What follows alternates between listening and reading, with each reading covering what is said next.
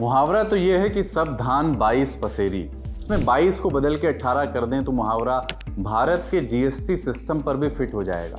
कैसे, इस पर आगे बात करेंगे, पहले मुहावरे पे कर लेते हैं। तो मुहावरे का अर्थ ये है कि धान की कोई भी किस्म हो लेकिन उसका मूल्य 22 रुपये या 18 रुपये जो भी कहिए पसेरी ही होगा।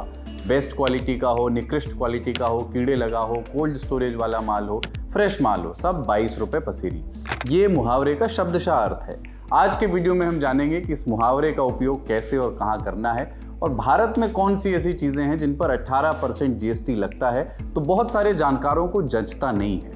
थोड़ी तो मर्यादा रखिए, एजुकेशन और हेल्थ को तो बख्शिए। ऐसी आवाज़ें विपक्ष की ओर से भी उठ रही हैं। आज इसी 18 के चक्कर पर बात होगी। आप देखना शुरू कर चुके हैं जटिलता का विलोम और सरलता का पर्यायवाची, आसान भाषा में मेरे यानी कुलदीप के साथ।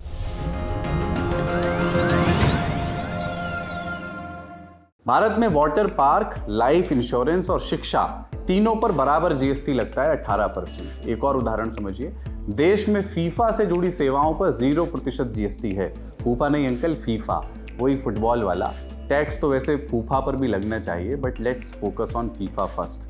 तो फीफा से जुड़ी सेवाओं पर 0% जीएसटी है अपने यहाँ, लेकिन दूध, चावल और आटे पर जीएसटी दर 5% है। क्या ये कुछ सुनने में विचित्र बात नहीं लगती? क्या आम आदमी से जुड़ी बेसिक चीज़ों पर जीएसटी की दरों पर पुनर्विचार करने की ज़रूरत है? ऐसे में कुछ सवाल उभरते हैं, जैसे कि भारत में ऐसी कौन सी ज़रूरी वस्तुएं या सेवाएं हैं जिन पर जीएसटी की दर 18% या उससे ज़्यादा है और इसका बोझ समाज के किस आय वर्ग पर, किस आमदनी वर्ग पर पड़ता है?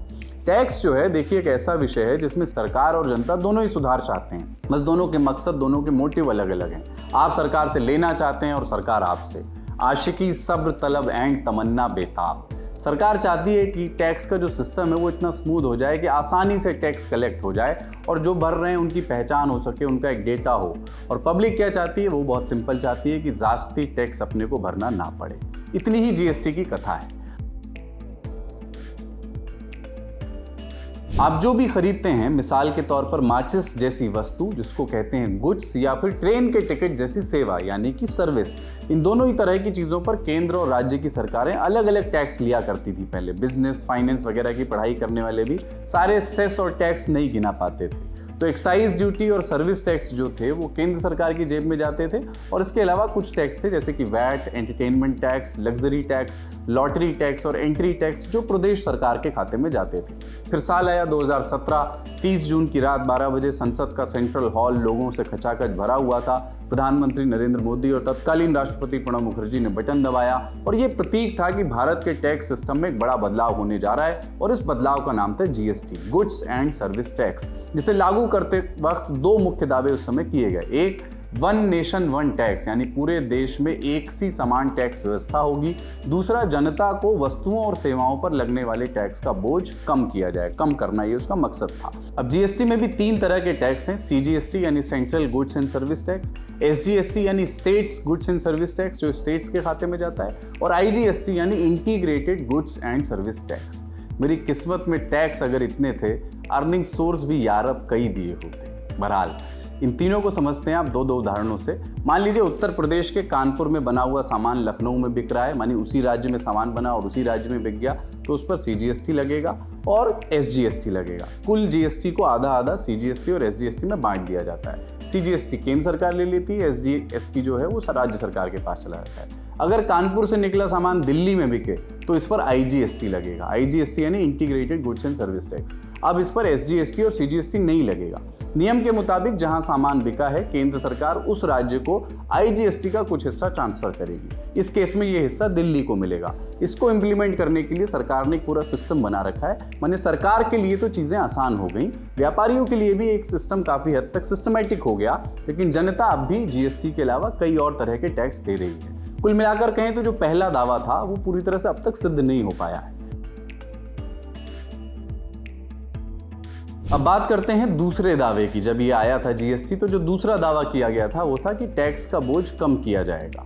टैक्स का भार कितना कम हुआ? संसद में जब से जीएसटी का कानून पेश हुआ है तब से लेकर आज तक एक ही विषय पर डिबेट हो रही है, वही मुद्दा बना हुआ है और वो मुद्दा है जीएसटी में टैक्स रेट का। सवाल उठते हैं कि 5 अलग अलग रेट बनाने की ज़रूरत क्या है? 0%, 5%, फिर 12%, फिर 18 और फिर 28, फिर बीच में 1.5% का स्लैब भी जोड़ा गया। लेकिन दूसरे देशों में अधिकतम 2-3 टैक्स रेट्स होते हैं, जैसे ऑस्ट्रेलिया में ज़्यादातर प्रोडक्ट्स पर 10% जीएसटी लगाई जाती है।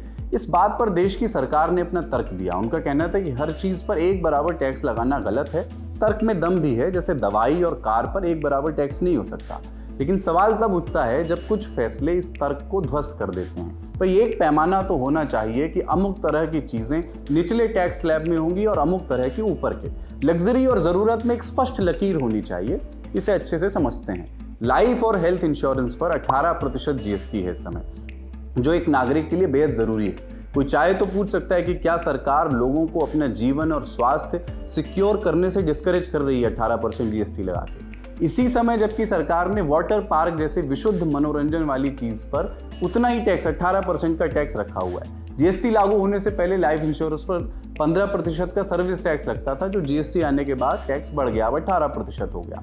लेकिन बेखुदी बेसबब नहीं व्यूअर्स, इसके पीछे भी एक वजह है। साल 2023 में हेल्थ इंश्योरेंस इंडस्ट्री ने 1 लाख करोड़ और लाइफ इंश्योरेंस कंपनियों ने 3.5 लाख करोड़ से ज़्यादा का प्रीमियम कलेक्ट किया। इंडियन एक्सप्रेस की एक रिपोर्ट के मुताबिक भारत में इंश्योरेंस लेने वालों की संख्या में कमी आई। साल 2021-22 में भारत में 3.2% लोग लाइफ इंश्योरेंस के प्रीमियम देते थे, जो अगले ही साल 2022-23 में 3% हो गया। यानी देश में बहुत कम लोग इंश्योरेंस करवाते हैं और उनकी संख्या घट भी रही है। करेले में नीम की टॉपिंग्स। इसमें एक तर्क ये भी है कि सरकार इंश्योरेंस लेने पर इनकम टैक्स में छूट देती है। जैसे इनकम टैक्स एक्ट के सेक्शन 80C के तहत सरकार 1.5 लाख तक की छूट देती है और उस 1.5 लाख में इंश्योरेंस प्रीमियम में दी हुई जीएसटी भी गिनी जाती है। लेकिन ये सुविधा भी सिर्फ पुरानी टैक्स रेजिम वालों को है। ये बात अगर सिर्फ इंश्योरेंस की भी होती तब भी ठीक होता। सह लेंगे थोड़ा सा। और भी कई उदाहरण हैं, जैसे कि जीएसटी लागू होने से पहले शिक्षा पर 14% सर्विस टैक्स लगता था, लेकिन अब 18% जीएसटी हो गया है।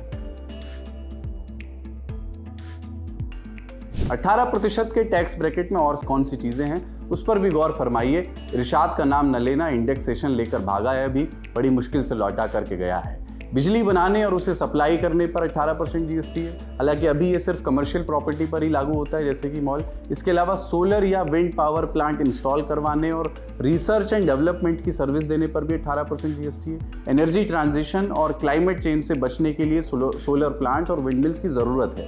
दूसरी तरफ भारत को सशक्त राष्ट्र बनाने के लिए टेक्नोलॉजी की आवश्यकता होगी, जिसमें रिसर्च और डेवलपमेंट का बहुत बड़ा योगदान होगा। इसके अलावा कई प्रोजेक्ट्स ऐसे भी हैं जो फिलहाल कम टैक्स वाले ग्रुप में हैं, लेकिन जीएसटी की वजह से इन पर टैक्स बढ़ गया है पहले के मुकाबले। जैसे दही, लस्सी, छाछ वगैरह, इन पर पहले 4% टैक्स था, 5% जीएसटी है। आटे पर पहले 3.5% टैक्स था, अब इस पर 5% जीएसटी है। ऐसा नहीं है कि जीएसटी आने के बाद सभी ज़रूरत के सामानों पर टैक्स बढ़ा है। कई चीज़ों पर टैक्स कम भी हुआ है। जैसे मिल्क पाउडर पर पहले 6% जीएसटी लगता था, 5% हो गया है। जिन पर पहले ज़्यादा टैक्स लगता था, उन ज़रूरी चीज़ों को 12% या उसके नीचे के टैक्स ब्रैकेट में डाल दिया गया है। पर पूरी तरह संतुलन अभी भी इसमें नहीं आया है। तो यहाँ पर ख़त्म होता है हमारा आज का आसान भाषा में, जिसमें हमने समझा सब धान 18 पसेरी का मतलब क्या होता है। आप समझ गए होंगे कि ये सिर्फ मुहावरा नहीं है। Good bye.